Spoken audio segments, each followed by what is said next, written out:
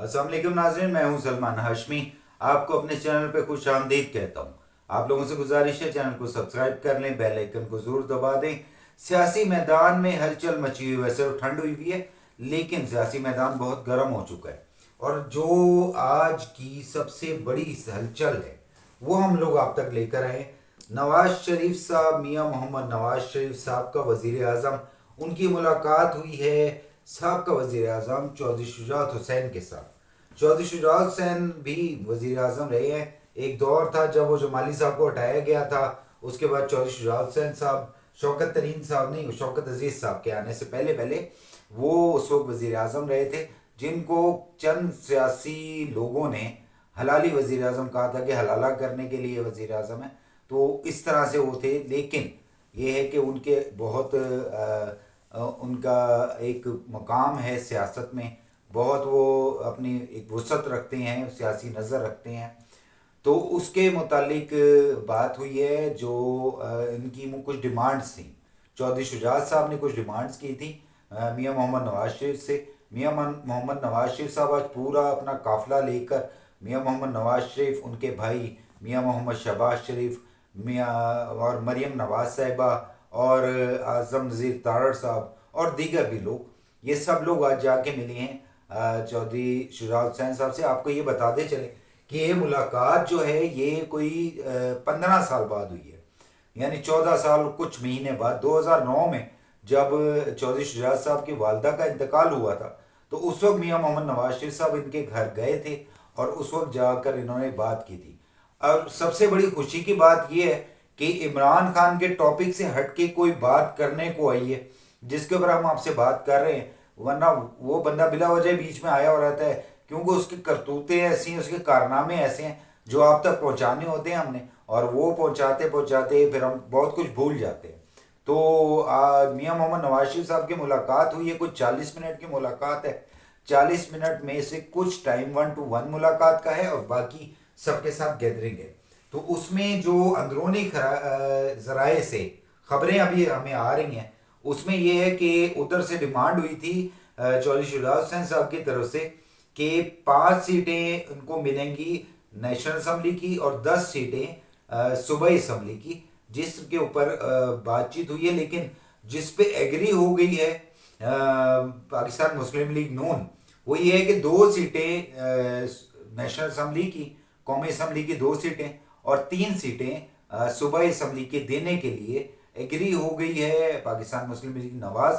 और इसी सिलसिले में आज ये सारा बैठक हुई है और इसके फ़ौरन बाद ऐलान कर दिया गया पाकिस्तान मुस्लिम लीग काफ का जो उनका कैबिनेट कमेटी का इजलास है उसको बुला लिया गया है। आपको मैं याद दिलाता जाऊं कि जो परवेज़ इलाही साहब आजकल अडियाला में है ना, तो वो भी इसी पार्टी का हिस्सा रह चुके हैं पहले।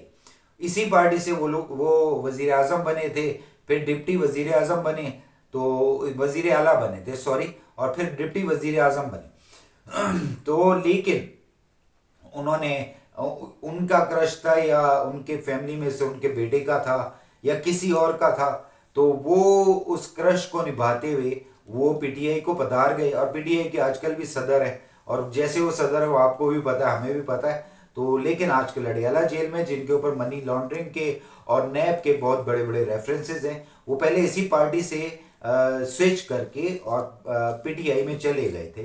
तो इस तरह से जिस जो वो ही चौधरी परवेज इलाही साहब जो फवाद चौधरी साहब के बारे में कहते थे कि यार इस मोटे को पहले पकड़ लेते तो हमारी गवर्नमेंट ना जाती, तो यानी कि चौधरी फवाद के अरेस्ट होने पर जो सबसे ज़्यादा खुशी का इजहार किया था वो चौधरी परवेज इलाही साहब थे। ये एक थोड़ा सा रेफरेंस था जो आपको देना ज़रूरी था। लेकिन आज की जो मुलाकात हुई है वो एक ज़बरदस्त स्ट्रोक लगा है पाकिस्तान तहरीक इंसाफ को कि अब होने क्या जा रहा है।